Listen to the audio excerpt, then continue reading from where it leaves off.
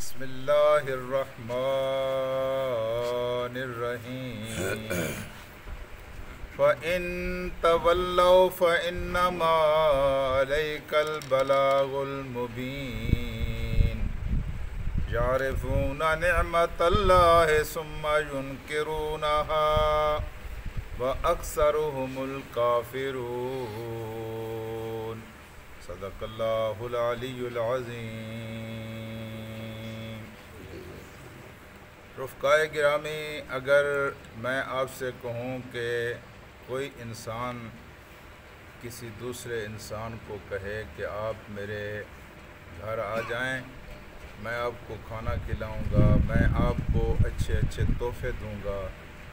بلکہ میں آپ کو سونے کی سلیں دوں گا،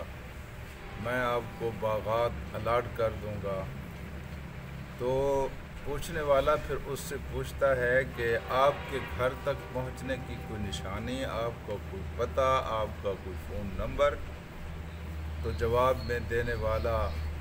ایک نہیں ہزار پتے بتاتا ہے، ایک نہیں ہزار نشانیاں دکھاتا ہے۔ میرے عزیز دوستو، اس طرح اللہ تبارک و تعالی نے انسانوں کو اپنے تک پہنچنے کے لیے، انعامات حاصل کرنے کے لیے، تحفے وصول کرنے کے لیے نعمتیں، ایسی لازوال نعمتیں کہ جس کو کسی کان نے سنا نہیں، کسی آنکھ نے دیکھا نہیں، کسی دماغ نے سوچا نہیں، آ جاؤ میرے پاس، یہ میں تمہیں دوں گا۔ تو بندہ پوچھتا ہے کیسے ہیں آپ کے پاس؟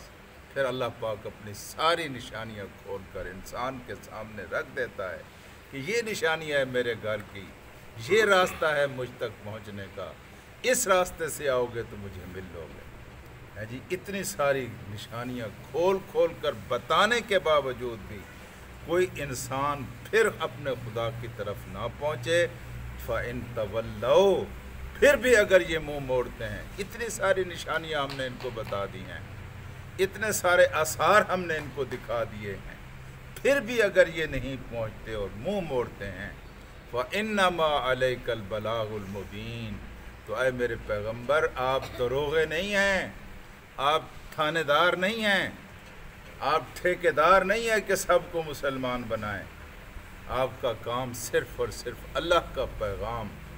بندوں تک پہنچا دینا ہے اور کھول کھول کر پہنچا دینا ہے۔ یہ آیت تشفی بھی ہے۔ یہ کل پرسوں مر گئے نا کراچی کے امیر زادے، داؤد فیملی کے، یہ وہ 17 خاندانوں میں سے ایک خاندان ہے جن کے پاکستان میں سب سے زیادہ دولت ہے۔ انہوں نے خیر کے کام بھی بڑے کیے ہیں، ایک بڑا ہسپتال بنایا اور وہاں لوگ گردوں کا علاج کراتے ہیں، لیکن انہوں نے صرف سمندر کے عجائبات دیکھنے کے لیے 35 کروڑ روپیہ خرچ کر کے